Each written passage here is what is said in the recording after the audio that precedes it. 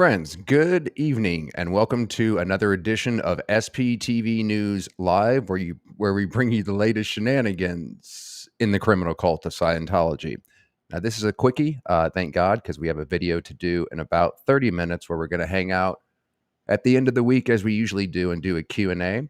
But let's get into this latest news. It's quite disturbing. How many of you know who Mark Bunker is? Clearwater City Councilman. He received threats and came forward recently via Tony Ortega's blog, who did the reporting. Thank God this man has been dealt with, but this information was kind of kept on low as Mark was receiving threats from some maniac. So let's hear the threats that an Alabama man pleaded guilty for sending to Mark Bunker. And here's the aforementioned drunk/maniac himself on the right here, or on the left, sorry. And this is Mark Bunker, who those of you that follow Scientology know that this man has been active in challenging the cult in a very professional way for many, many years. And I'll show you a clip at the end, old school Mark Bunker, of just how long he's been doing this for. So let me throw you guys in the chat here. Welcome. It's been a few days, my friends. I had to take a few days off to live a life and shit, but we're back and we'll be covering the daily news again here. So in May, I need to give a warning, by the way. There's some disturbing language you're going to hear in these voicemails. So if you're triggered, please tune out at the appropriate point when we actually play the voicemail. So in May, Tampa Bay Times reporter Tracy McManus revealed that an Alabama man named Ricky Myers had been arrested for making a series of threats against Clearwater City Councilman Mark Bunker. Bunker, of course, is known for his criticism over decades of Scientology's grip on Clearwater, but the threats by Myers did not reference Scientology. So we don't know if he was put up by Scientology to threaten him or not, but they're not related to Scientology. Instead, he accused Bunker of having, quote, cut his throat and putting him in prison for 17 years, and Myers vowed to cut off Bunker's head. Obviously, Bunker did not do these things. They're delusions of grandeur. And why he's saying these things is unbeknownst to Bunker. So Bunker told us in May that he didn't want to say too much about it at the time, not as long as Myers, who had been arrested and extradited to Pinellas County from Alabama, was still going through the justice system. Yesterday, Myers pleaded guilty to a misdemeanor, and so now Bunker turned over to us evidence of the threats that he had received. We're glad he's fine and that he had calmly saved these threats and turned them over to the police. We asked him if he had learned anything about why Myers might have made these threats, which didn't seem to bear any resemblance to reality. Nope, I have no idea. I asked the state attorney's office if he gave a reason, if he gave a reason, but if he did, it wasn't shared with me, Bunker said. We know you're curious about the threats themselves, so we put the 3 calls together in a single sound file, and you can listen to them yourself. Just please be warned, and here's the aforementioned trigger warning, my friends. Just please be warned that the language is awful, and there are vivid suggestions of violence. The 3 separate voicemails were left at different times on October 19th, 2022. And here they are.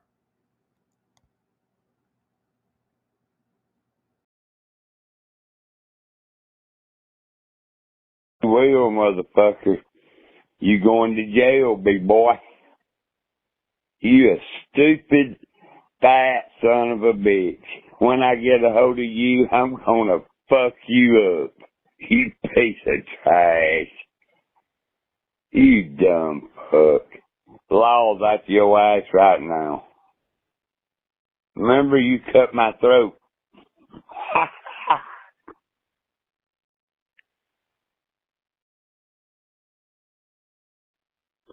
Okay, country motherfucker. You ain't country as I am. All I got to tell you, you fucked up. I'm gonna cut your fucking throat. I was in prison 17 years, motherfucker, cause of a dumb faggot like you. And I know where you at now, since you answered. And I'm coming for your motherfucking ass and whoever else gets in my way. You son of a bitch. I will kill you. I will make you bleed and you'll be begging to live. I'm gonna cut your fucking head off, you goddamn piece of fucking shit. You fucked up by fucking with me. I ain't fuck with you, son of a bitch. You dead, bitch.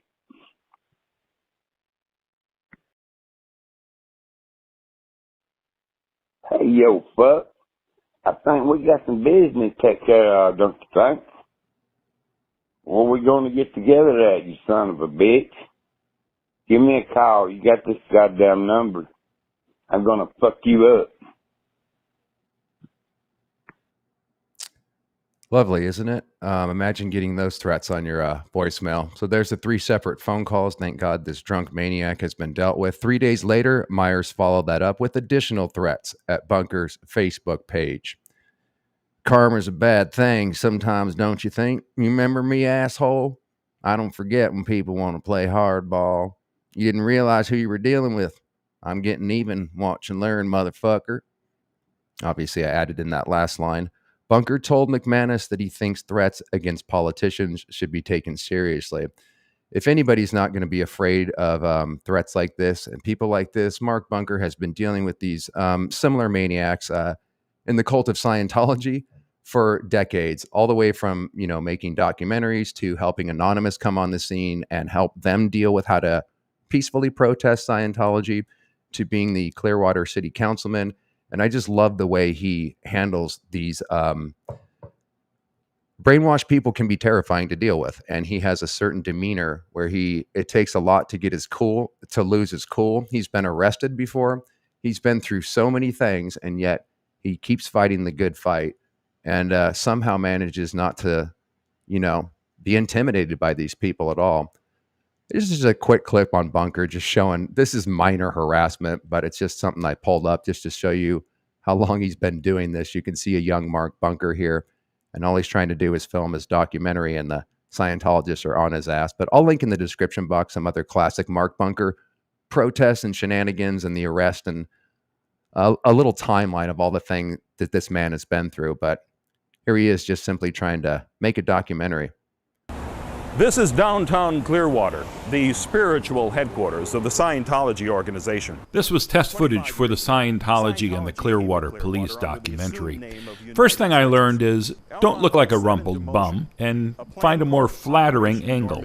Second thing I learned was, the Scientology security guard, Spencer, was going to ruin every single take. A covert operation designed specifically for the takeover of Clearwater. What's your plan for the video? I have a lot of uses for it. What's that? There are a lot of uses for it. You think anybody's going to believe it? Well, when you can show documented evidence of it, yeah. Devin, where's the documentation coming from? How about the government? How about right from the archives of Scientology?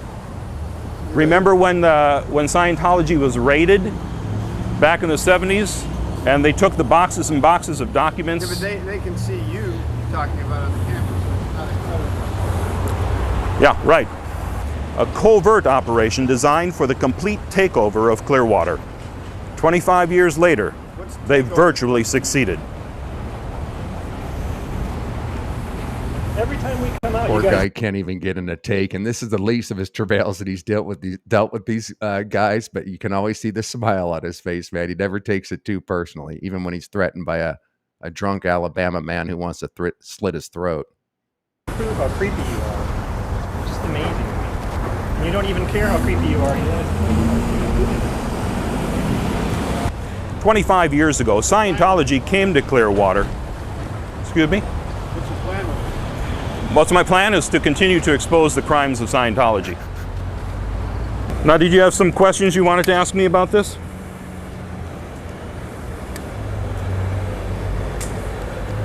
You were very curious while I was shooting.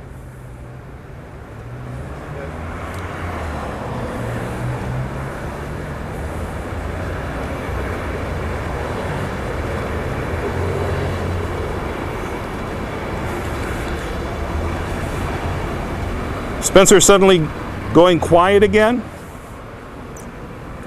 Kill him with kindness, Mark. He always gets him to slink away, and you can tell that he still keeps that cool demeanor no matter what they throw at this guy.